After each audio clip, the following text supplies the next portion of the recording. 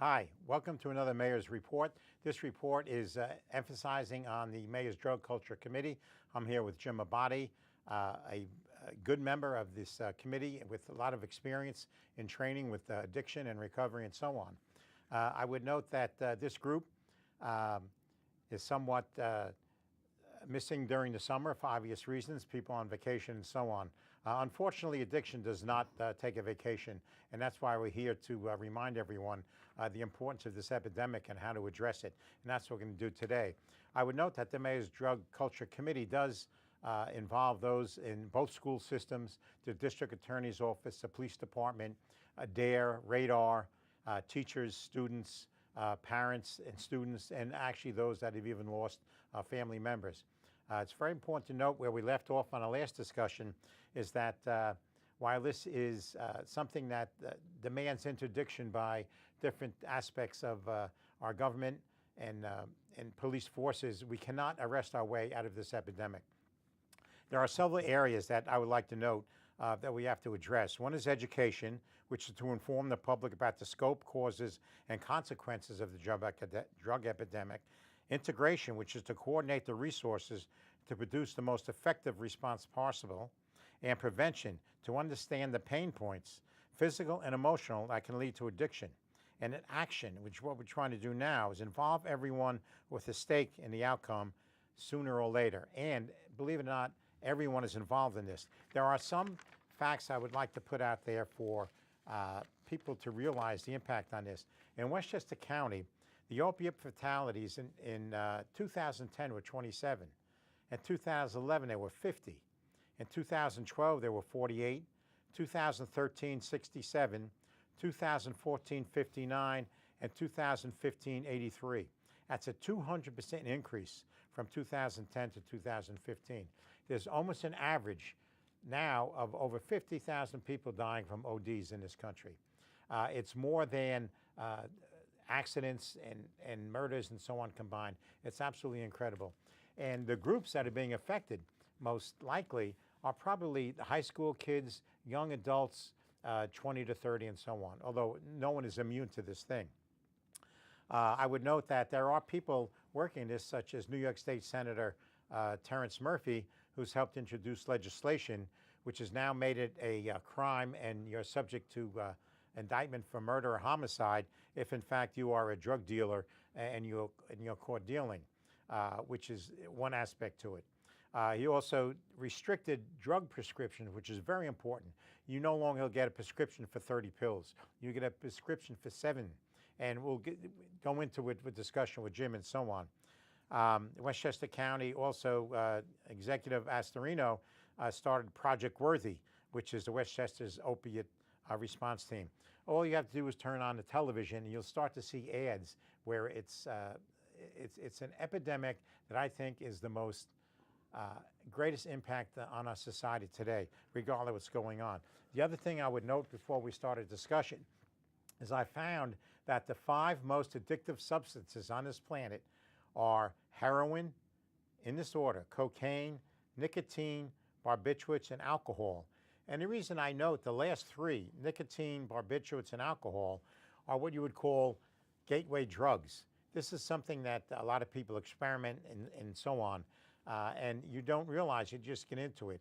And I think Jim probably has a better insight to this as far as his training and experience and so on. What do you think of this, Jim? Yeah, the statistics are for real. I really emphasize on the alcohol. As as a teenager, we grow up drinking, and I want to express my concern about parents.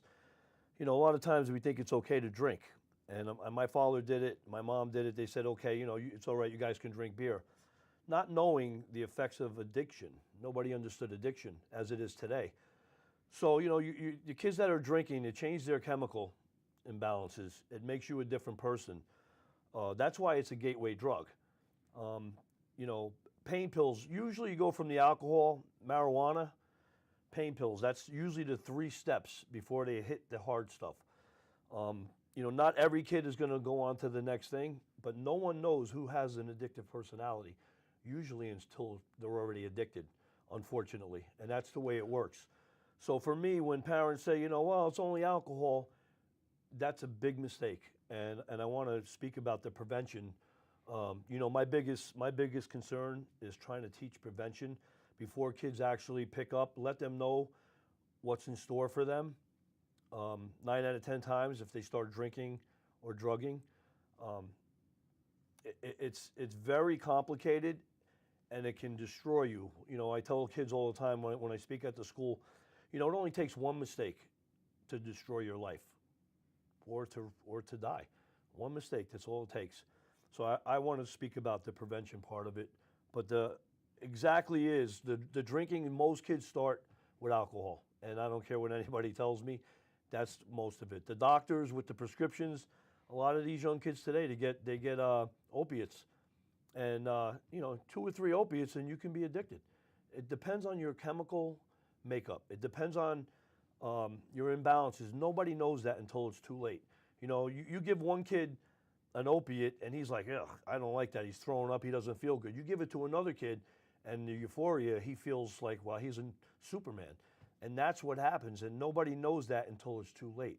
Doesn't a lot of that happen, not even intentionally, but with the doctors and so on? If a kid gets hurt playing football or any sport, he's given an opiate. You know, I use this, I've done it before, it just blows me away.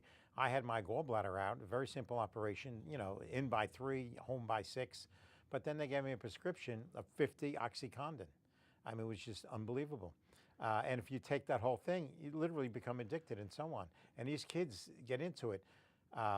My daughter is very aware of it. When they go take kids to a dentist or something like that, you make sure that you tell the doctor, do not give my child any kind of an opiate whatsoever.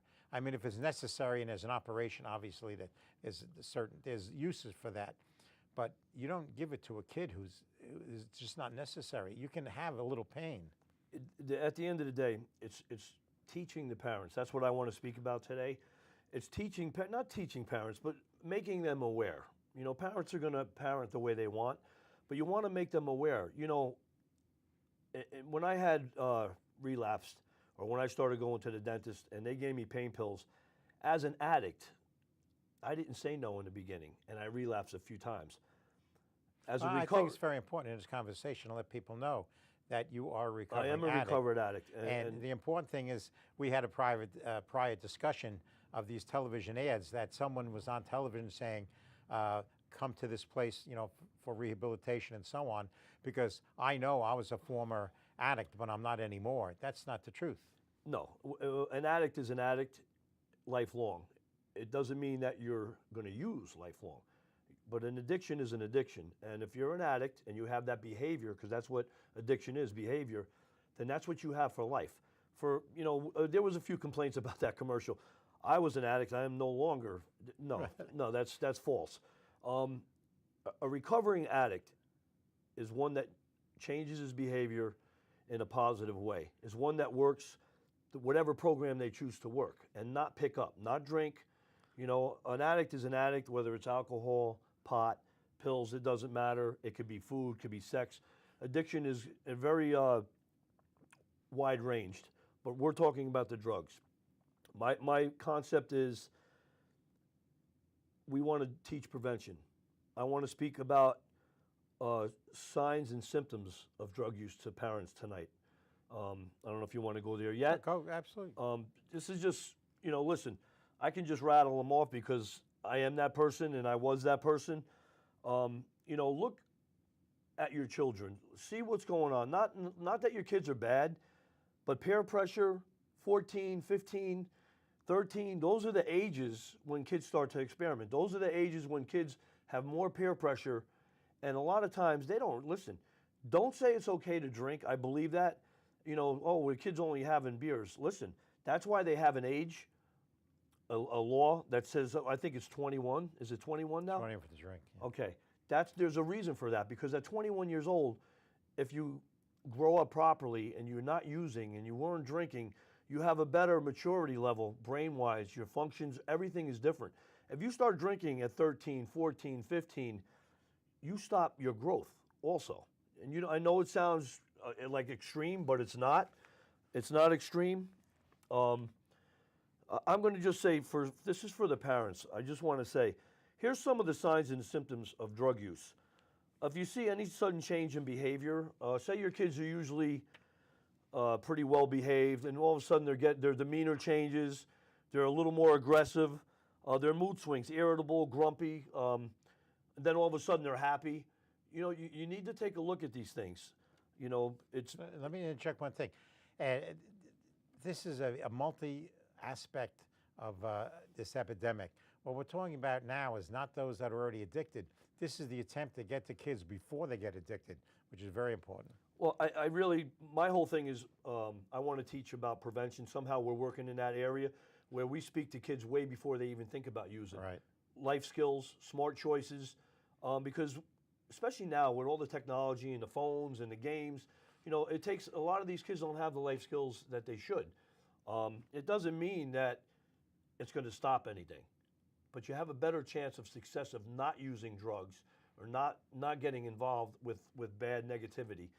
You know, for parents, withdraw from family members. If you see kids that used to be outgoing and they're with their parents or hanging out with their friends and their cousins, and all of a sudden they withdraw, that's a part of drug use because they know that they're using. It's a guilt thing also. It's a mechanism of guilt that most kids withdraw because they're now doing something that the other people are not. Careless about personal grooming. That was big. You know, a lot of kids, they start using, they get lazy, and that means grooming also, your hair, your clothing. Kids that were into sports, like myself, I played football, I played basketball. I always loved sports, but as I used, sports were secondary. At one point, I didn't even want to think about sports because all you think about is getting high. So when they start getting away from that, and your kids were always into sports, it's something to take a look at. It's a warning sign. Your sleeping patterns, you know, most people sleep in the night, and they get up and normal, and they go to work, and they function. A lot of kids don't sleep at night. They want to sleep in the day. Not just kids. This is in anybody. They get lazy. Obviously, red eyes. That's like one of the main things. I used to use Visine like crazy when I was a kid. Meanwhile, my eyes were clear because of the Visine, but my behavior still was horrible. So you could pretty much read through it. These are just some of the signs that parents need to take a look at. I know most parents say, not my kid. Right, that's the problem. You know, and the main thing is it doesn't mean anything. Your kid, you can think you have the best kid in the world, and he probably is. You know, I was a good kid, but you get in with the crowd, you have peer pressure. Now all of a sudden you're using, and you don't realize before you know it, you feel better. Maybe some kids are a little more introverted, and the drug brings it out to where they can talk to girls, they can hang out with crowds that they couldn't before. And that's what drugs and chemicals do. They change your behavior, they change who you are, and you get lost in the addiction before you even know it. In the blink of an eye, you're lost in the addiction, and so is your family. So these are just some of the warning signs. So what you're saying is you also have to learn as a parent to communicate with the kids and vice versa. The kids should be able to hopefully communicate with their parents and have some kind of open communication that's there. Open communication is great, but here's one of the problems today, and I understand it. My kids are grown, my stepdaughter's grown, but the communication part, a lot of the parents work a lot of hours now. Yeah. You know, to make a living and to be able to be successful or just even pay the bills. People who work in 13, 14-hour days. So that eliminates a lot of family time. And that's what kids are missing too. And that's where these kids go on technology and they're playing games or they're having video down in their room and you don't know what's going on because you're so busy and wrapped up. You know, listen, I'm not saying all parents, I'm just saying it's like a normal thing. Parents don't realize until it's too late sometimes. So what I'm saying is take a step back. Just make sure that your kids are doing the right thing. Just take a look at it. You never know. Take a look. You don't have to say anything to your kids. Their behavior, listen, all kids are going to have mood swings. It doesn't mean they're using drugs. But take a look at what's going on in your surroundings. Take a look who they're hanging around with because that's your job as a parent to do that. Because otherwise, they're not going to stop. They're going to get on that road, and that road leads to a lot of destruction. Not all kids, but that's what you want to stop. If you think your kid is fine and you don't see any of that, okay, that's fine. But do take a look, please, because it's really important, and especially now, so much drug use, so much addiction, so many deaths. You got to really take it serious and not say, "Oh, not my kid." You got to say, "Maybe my kid." Yeah. You never know. What do you do? You know, we can talk about facts and figures that I throw out and stuff like that. That just emphasizes the fact that this is a very serious problem, this epidemic. But you and I have talked before, and also in other discussions with the committee. What are the tools? How do you, you know, it's sort of Paul parenting. You know, you're in school and you have someone make a presentation, and like they're bored, they can't wait, or it's just a period that, you know, they don't have to study something else. But what we're really looking for are tools for the kids to either recognize what's going on, how they can learn to say no, how they can learn to be with their friends, and even say to their friends, "No, I don't want to do it," but still be there. You know, the pressures that these kids are under, they need some kind of a guidance to do it, other than just statistics. That's what I had said. A curricular activity in school should be life skills. It really should be. You know, listen, I told the kids, I was at Mamaroneck High School, and I had a group of good kids in radar program. And I told them, you know, I walked these same halls you kids did many years ago. I walked the same halls. I played the same sports, same football teams, hung out with the kids. I said, the difference is I didn't make smart choices. And I didn't know any better. You know, I knew some of it was better, but some kids just need to be talked to. Listen, if you got a group of kids hanging out and they're smoking pot, okay, they're already at that level, you need to know better than to go with that for peer pressure. It doesn't make you cool, okay? I thought I was the cool kid until I ended up in many bad situations.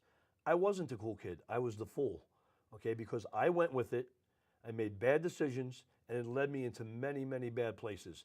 It also destroyed my family, and any friendship that I had with anybody that was smart enough to stay away from the drugs. The liquor doesn't make you cool to drink. You know what makes you cool? Not to drink. To carry yourself with self-esteem, and you don't need drugs, you don't need alcohol. Be who you are, may be with that whoever that is. Everybody has an individual personality. Whatever it is that you have, take that and go with it. That's who you are. You don't need to use drugs to make you a better person. You don't need, if you think you need drugs to hang out with that group over there, then the group is bad. It doesn't make you bad. You don't need to go there. Stay straight. Stay off of the liquor. Stay off of the pot, because you don't know where that's going to lead you. And 9 out of 10 times, I can guarantee you, you're going to head into the jackpot. You may make it back. You may not be that guy that gets full-blown addiction like myself, but it may lead you on that path. There's 2 roads. There's a road that's going to lead you into positive things in life, and I have a lot of friends that went that road. They smoked pot, but they got away. They saw what was happening to me, to other kids. They saw that we were going down that path. They went to school. They became lawyers, doctors. Doesn't mean they didn't have any problems, but they headed down a different path. I choose to go with the guys because I thought they were cool. The pot, the drinking. Then it became the pills. Before you knew it, I was doing coke. Then it was heroin. Full-blown addiction. So I would like to say that prevention is a big part of it. We need to get into the schools and speak to kids and give them an option. You know, when I spoke there and they learned about my recovery and that I was an addict, they were listening. They were open. So, I mean, I think that's what we need to do. Fact, yeah. Well, what kind of, presuming you can get a program going into schools. I know Mamaroneck High School has a program. Unfortunately, it's very limited and has to do with money. There are funds made available now. Recently, there's $200 million. But again, it's a number. And what kind of program? What's the nitty gritty? How do you tell a kid, this is what you do, this is how you have to do it? You know, how do you get the gumption to be able to say no? What's the reaction of the kids when you went to Mamaroneck High School? I thought it was pretty good what you told me. The reaction was great. The radar program, the kids came up to me, you know, my dad drinks, and they were crying. I had other kids, my friends smoke pot, and I still hang around. I said, well, you know what? You don't have to tell them how to live their life, but tell them as a friend you're concerned, and you don't want to be a part of that. You're going to be the better kid to walk away from that, trust me. If you guys already see that, and it's concerning you, then that means you have the right mechanism, that you don't need to be around that. Sometimes you have to pull away. I told a girl, and she said her dad had a drinking problem. What can I do? I said, honey, the only thing you may be able to do is tell him that it hurts you to see him like that and you don't like it, but you can't stop him. He has to stop himself, you know, but you need to let him know how it makes you feel. And at the same time, you need to learn that's what you don't want.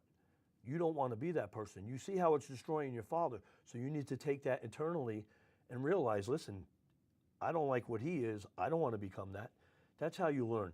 When we spoke to the senator, Murphy, he was all for these programs. So if the funding is there, we need to take it to the next step. And what is legislation, whatever it may be, and maybe get it into the schools. You know, I know that the Mamaroneck High School spoke to some clinical studies, and the guy came and spoke. That's Right. great on one aspect, but the kids need to talk to people that, like myself, that have lived it. I believe that. I think if you talk to a Now kid, it becomes real. That's yeah, why. if you talk to a kid from your heart, and it's the real deal, they know. They don't look at it like it's a bunch of bull. They look at it like, wow, this guy was messed up, and look. You know what I mean? I get emotional because so many kids get lost. They do. They get lost. They don't know which way to turn. Somebody needs to help them. That's a great point. You just hit it. That was my next thought. The kids are looking and they're very potential and they're being exposed to it. What's your recommendation from going through your own experience? How does a kid, do they go to their parents? Do they go to the schools? What self-help can they do to, like, you know, stop from doing it, or if they just experimenting with it, how to stop and not do it? Well, that's another avenue that the school needs to have, an open door policy, and you know, like a counselor. Most kids are not going to go to their parents. They're Right. scared to death. That's true. They feel like you already feel like a failure if you're at that point. So you're not going to go to your parents. But there should be an open door policy. Kids shouldn't have to be afraid. That's the problem. Addiction was such a bad title, and a drug addict. When I used to call me a junkie, I felt like I was already here. It made me, you know what I mean? Yeah. So you need to be able to relate to kids. Say, listen, you just have a problem. We can straighten this out together. They need to go to somebody. They can't feel like they're losers. So they need to be able to talk to somebody because everybody has problems. Everyone. It's just a matter of we don't want to lose these kids to drugs and ODs. We don't want to lose that. They need to be able to open up and say, hey, okay, you know, addiction is big, and it's bigger now than it ever has. I grew up in the 70s. I thought it was bad. It's triple that. Oh, more so. One of the things I was investigating for this program, they just had one. It was a program I saw in 60 Minutes. The U.S. Coast Guard, they're into addictions. They grabbed 16 tons of heroin. And the reason is because of the weather and so on. The crop is so much bigger in Mexico and South America. It was like over $400 million worth. And they estimate that it was like maybe 10% of the drugs that are brought into this country. So, you know, there's so many different aspects. You have to, you know, not be political, but you have to look at the borders and so on. But again, what's happening here is just such an overwhelming aspect for drugs, and it's such an exposure that, again, you know, you want to help people that are already addicted. There's no doubt about it. But how do you, again, I want to emphasize that the communication and being awareness, that's even this program itself, just be aware it's out there. It's not cool to do it. It's not slick because you're going to, a great percentage of kids are not going to be able to, you know, smoke a little grass, take a little drink, because that's why they call it a gateway drug that's going to go in there. I'm against the marijuana push. I'm totally against it. I don't care what anybody says. A drug is a drug. It's a behavior changing drug, okay? Not everybody gets addicted. It's not as addicting as other drugs, but it will lead you to other places, and they're not good places, okay? So the average kid that smokes pot, listen, I can just tell you right now, most of the kids that I grew up with that drank and smoked pot went on to other things. They were fortunate enough not to have the addictive personality. I was not, and so were many others that are no longer here today. They overdosed and died. By the grace of God, and I know it's an old saying, I sit here. I'm very fortunate, and that's why I'm giving back. I'm willing, as I can't all do it myself, but I turn myself That's coordinated effort, obviously. to the high schools, and I want to volunteer my time to speak to the kids. I'm sure I'm not the only person that's willing to do that. There's a lot of recovered addicts out there, Absolutely. you know. So I really believe that prevention is our number one title, prevention. I think that's where we need to be. The kids that are already using or have an addictive personality or already are addicted, there are plenty of programs out there, but there's not a lot of prevention programs, and I think we need to build on that. Well, absolutely. One of the things we found out, which was, a learning process, you think you know everything, you don't. As, some of the students that are in this group came and they started talking about more and more people know about it, but a Skittle party, and I'll repeat it again. And this is for the parents. A Skittle party is when the kids have a party on a weekend or any day, and they will raid your medicine cabinet or any place else where they can find pills. They grab pills, no matter what it is, they'll dump it into a big bowl. And the kids go in there, grab a pill, regardless what it is, and they start drinking with it, and then become addicted. They're so slick, they even have a designated Narcan kid there with it. That's also not an answer to it. But it's so easy to get these drugs now. You can go to any high school in this country and you can get drugs. The problem is, again, you got to come back and give these kids, and I hope they're watching this, some of them, have the nerve to say, no, I don't want to do it. Ask for help. Go to your counselor. If you can talk to your parents, fine. If not, talk to your friends and do something. There's an old adage that we keep repeating over and over again, and you said it yourself. Show me your friends, and I'll show you what your future is. So that's basically what it really comes down to. The Skittle parties, it's funny, they put a title on. I was doing that in the 70s. I would go into my grandmother's cabinet. I was already bad news. I was already using. I didn't realize I was going to go to the level I did. Of course, most kids don't, and that's why we're here speaking about it. But, I used to go in and find pills, and then you learn what the pills are. You become, more educated into addiction, unfortunately. You qualify it. Right, and you learn what the pills are, you learn what's going to do, what the effects are. But like I said again, I want to tell the kids that a lot of these kids died. They died. They're not here. I lost friends at 17, 18, 20, 25, 26. They made it. Some kids made it to a certain age, some kids didn't. All from addiction, all from starting with that drink, that pot, that joint. It all started there. They didn't go to heroin. They weren't doing coke. It all started with the alcohol and the parties and the pot. So what I say to the parents is it's not okay. Unfortunately, alcohol is legal, but there's an age limit on it for you to start drinking, and there's a reason for that.